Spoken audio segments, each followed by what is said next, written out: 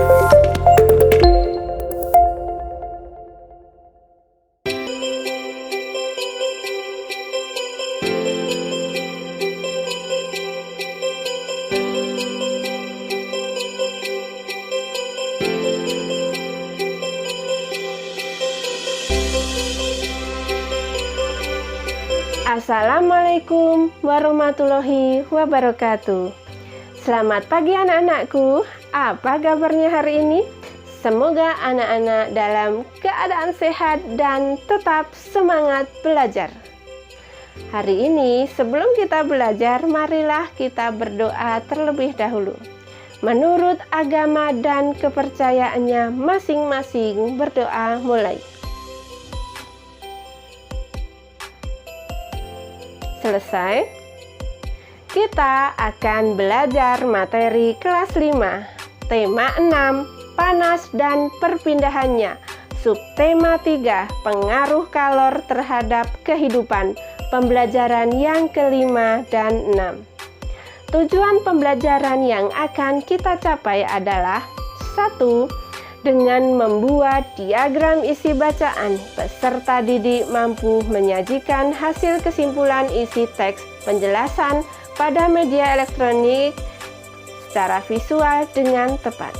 Yang kedua, dengan mengamati dan mengidentifikasi benda-benda di lingkungan rumah, peserta didik mampu menyusun tabel contoh benda-benda yang menggunakan konsep perpindahan kalor secara rinci dengan benar. Yang ketiga, dengan menuliskan sebuah cerita berdasarkan gambar cerita, peserta didik mampu memahami gambar cerita dengan jelas. Anak-anakku, perhatikan gambar berikut ini. Ingatkah kalian cara membuat bolu meranti yang sangat terkenal itu? Ya, adonan bolu itu harus dipanggang ke dalam oven dalam waktu tertentu. Oven adalah alat untuk memanggang kue atau makanan lainnya. Pemanggang atau oven itu biasanya diletakkan di atas kompor. Ada juga oven listrik yang menggunakan listrik sebagai sumber energi. Barang-barang dalam kehidupan sehari-hari banyak yang memanfaatkan sifat benda sebagai konduktor atau isolator. Benda apakah itu? Ya, anak-anak tentu tahu benda-benda yang ada di rumah. Selimut dan panci merupakan benda yang memanfaatkan sifat ini. Bagaimana cara kerja selimut? Selimut memerangkap udara. Udara adalah isolator, sehingga tidak menghantarkan panas yang keluar dari tubuh kalian. Dengan demikian, badan kalian tetap terasa hangat. Jaket dan sarung tangan wol memiliki cara kerja yang sama, yaitu untuk memerangkap udara agar badan tetap hangat dan tidak kedinginan. Bagaimana dengan panci yang biasa digunakan di dapur?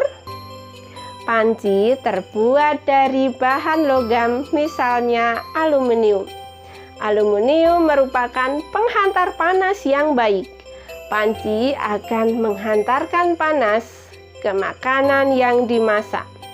Ada bagian pada panci yang justru berfungsi sebagai isolator. Pegangan panci terbuat dari plastik.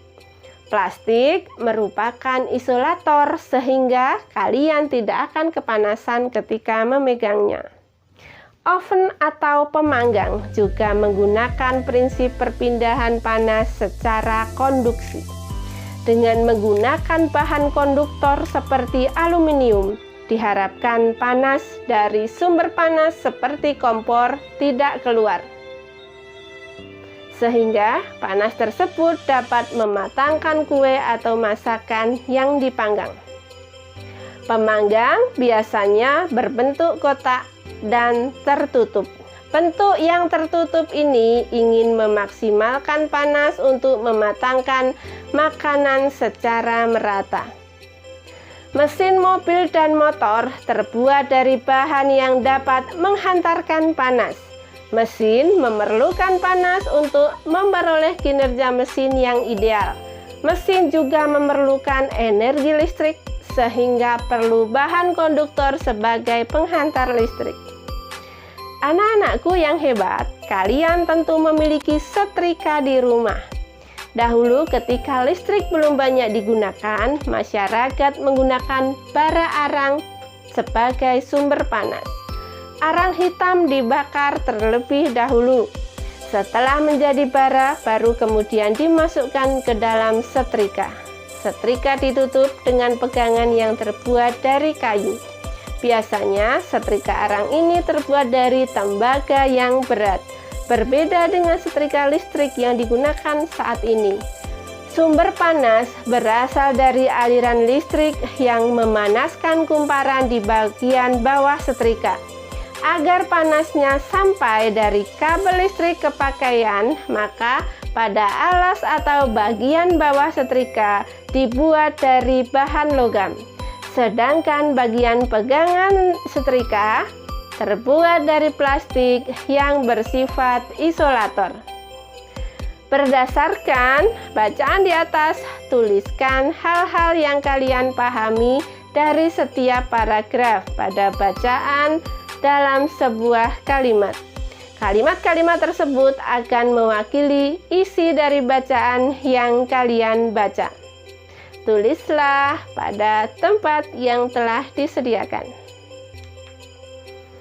Anak-anakku yang hebat, perhatikanlah beberapa peralatan yang ada di rumah kalian. Jika kalian perhatikan, ada beberapa peralatan yang menggunakan bahan isolator dan konduktor sebagai bagian dari peralatan tersebut. Lakukanlah pengamatan secara seksama di rumah kalian. Temukan beberapa peralatan yang menggunakan bahan isolator dan konduktor dengan kegunaannya masing-masing. Identifikasikan nama, kegunaan, dan sifat hantaran yang ada pada peralatan tersebut. Gunakanlah tabel berikut ini untuk membantu kalian. Anak-anakku yang hebat, sekarang kita akan belajar memahami gambar cerita. Gambar cerita merupakan gambar yang menceritakan sebuah peristiwa yang menunjukkan kegiatan orang atau binatang dalam suatu peristiwa. Gambar yang disajikan dapat berupa cerita yang digambar pada media kering maupun basah. Penggunaan media yang berbeda akan memerlukan teknik menggambar yang berbeda juga. Perhatikan gambar-gambar berikut ini. Pada gambar dengan media kering, biasanya menggunakan teknik arsir. Teknik arsir dibuat dengan menorehkan pensil, spidol, atau alat lain berupa garis-garis berulang yang menimbulkan kesan gelap terang dan kesan adanya dimensi. Selain teknik arsir, ada juga teknik blok. Teknik blok adalah teknik menutup gambar dengan menggunakan satu warna sehingga menimbulkan kesan siluet atau blok. Sedangkan cara penggunaan media basah biasanya memerlukan kuas untuk mengaplikasikan cat, baik cat air maupun cat poster. Teknik sapuan basah menggunakan bahan dengan campuran air di atas kertas.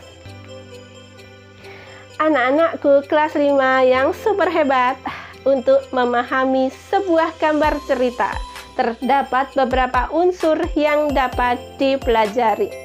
Sebuah gambar cerita harus memiliki gagasan atau tema yang jelas sesuai dengan cerita.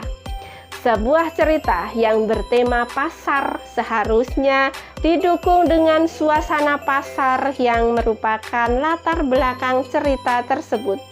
Biasanya dengan mudah akan tertangkap dari tema tersebut.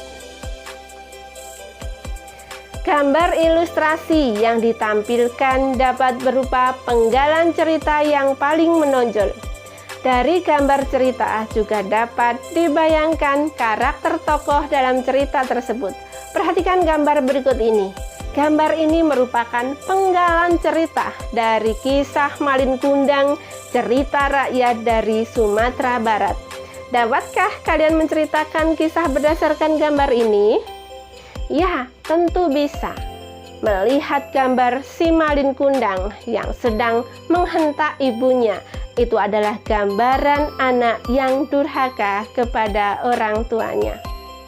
Tentu saja anak-anakku dapat mengartikan gambar-gambar cerita yang lainnya. Ya, sebagai latihan kalian, setelah memahami beberapa teknik menggambar gambar cerita dan juga mengerti beberapa hal yang perlu diperhatikan pada sebuah gambar cerita, lakukanlah kegiatan berikut ini. Ibu mempunyai 2 gambar. Pilihlah salah satu yang tersedia, kemudian berilah judul pada gambar tersebut. Lalu tuliskanlah sebuah cerita berdasarkan gambar yang kalian pilih. Anak-anakku yang hebat, cari tahu juga media dan teknik menggambar apa yang digunakan pada gambar yang telah kalian pilih ini. Anak-anakku, hari ini kita sudah belajar 3 hal, yaitu menyajikan hasil kesimpulan isi teks penjelasan pada media elektronik secara visual. Kemudian anak-anak juga bisa menyusun tabel contoh benda-benda yang menggunakan konsep perpindahan color. Anak-anak juga sudah mampu memahami gambar cerita.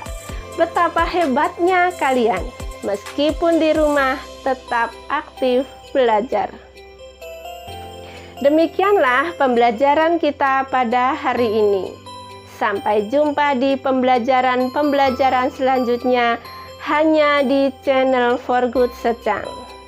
Tetap semangat belajar, jaga kesehatan dan taati perintah orang tua.